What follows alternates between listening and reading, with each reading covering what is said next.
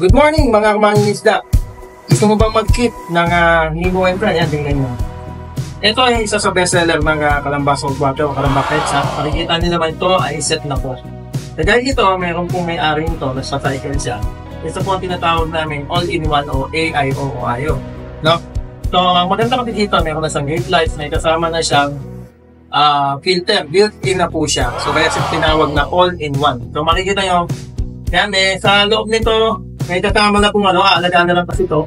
May kasama na po siyang mga, mga cleanup po. Nakita niyo sumarado na yun ay featherworm duster. Ito ay si anemone siya, kita niyo naman. At may naglalaman siya ng mga clownfish.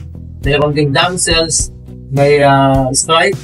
At actually, ito ay request ng may-ari nito ay mayroon siyang blue tang. So, to follow yung blue tang, kasi naghahanap pa tayo ng mas magandang sukat ng blue tang na babagay dito. Para, yun, okay na. Nakita niyo to, itong featherworm duster na to, yan yung kumapasok. So, kung gusto niyo yan, pwede kayo magpa-cycle. Again, dito lang yan sa nag-iisang Kalamba Pet Shop at Kalamba Saltwater Shop.